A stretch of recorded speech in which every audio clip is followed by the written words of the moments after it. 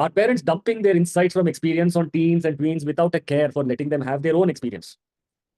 Should teens and tweens be allowed to make mistakes, even if they are a full repeat of what the parents have already done? He wanted to taste the green chili. So I said, it's very hot, it will hurt. But he was not listening to me. I then said, I gave him that to eat. It is really, really hot. Small green chilies. So he ate it and he started crying and all tears came and he understood. Till now, after 1 year, he doesn't eat any tikka, any hot food. So I want to experiment because just merely saying they don't listen, then I ask them to do whatever they let them fall. And I'm there to wipe their tears and soothe them. So that is my funda. Let them fall into the wells. Okay, good. Before I go to Advaya, we have 2 points here. Sakila said that if it is a life-threatening situation, then it warrants a mandatory advice and they should follow it with little to no questions. But if it is about getting your mouth hot and then crying tears because of the spice, you should let them taste the chili. That's Nalini's opinion. They know very well that I know all of these and they have told me 10,000 times already, but still they want to repeat me the same thing, which doesn't make any sense to me at all. And give us one example. Listen to it. All parents pay attention to what she is saying. All parents. Yeah, so what irritating thing is when you repeat the same thing 10,000 times, which you know very well that we already know.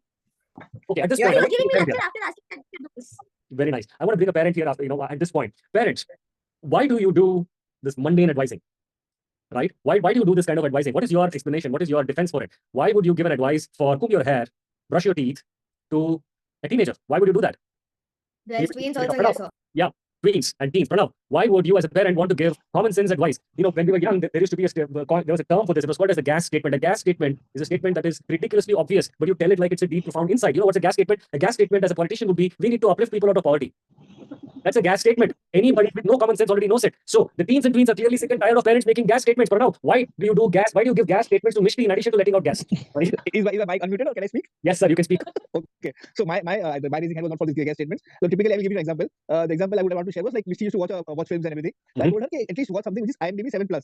So by doing that, this is based on my experience and my reading and everything. So by doing that, I help Mishti to save her time and at least watch good stuff. So there's abundant good stuff in say universe to watch and see. So instead of wasting your time watching something nonsense and she's rated very poorly, you rather spend your time on something good. So it is not about not watching anything, it's about what you watch. Of course, the decision lies with her, but then that was the advice given. And she later also realized, yeah, it works in a way. So I'm not saying all IMDb 7 movies are good or all less than them are bad or something like that, but that's the generic notion.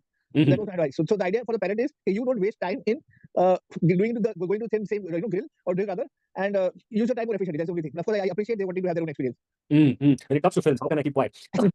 So Advai made me watch the Spider-Man series, the new ones, right? He made me watch the first part of the Spider-Man series. When I had seen the trailer, I thought, yeah, फिर से one more animation cartoon film. But it was probably the most intellectually demanding film that I've watched in the recent times. So sometimes it may be a good idea to watch films that the kids want to watch. Sorry, the teens and tweens want to watch. The thing is, what I feel is when we have invented the wheel, then why do you want to reinvent it and why do you want to waste your time on it? That's the idea where we come in and we share some of our experiences and say, do this or don't do this because you'll waste time on it. So there, that's the only thing.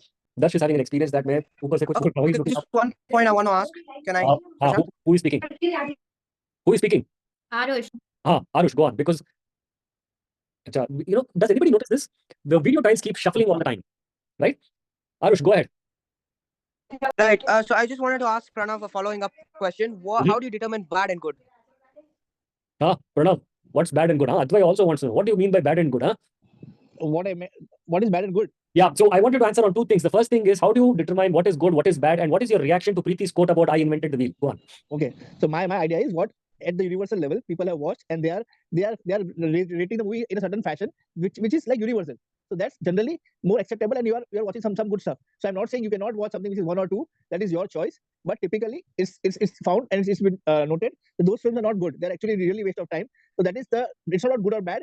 It's about how you spend your time on something. That invented the wheel. So maybe it's mostly like the expectation of me and expectation of my parent. Like you see in one perspective that maybe this could happen, but I can see in another perspective of that could happen. So we don't know what will happen at the end of the day. We just have to do it so that we know which is the reality. It's parents' perspective, my perspective, or something Let's else. talk about the compelling areas of life, career choices, boyfriend, girlfriend choices. Okay. So I don't have any opinion as such on advice, but I think I would definitely want to hear stories or hear from their experiences. It won't be as a advice, but just as a story of what they've known or what they've experienced or what they see in other experience. I would definitely want to know those parts. And I want my parents to be like an informed person. Like whatever happening, I would definitely want to inform. And obviously, but that shouldn't affect anything, any decision that I am taking. It's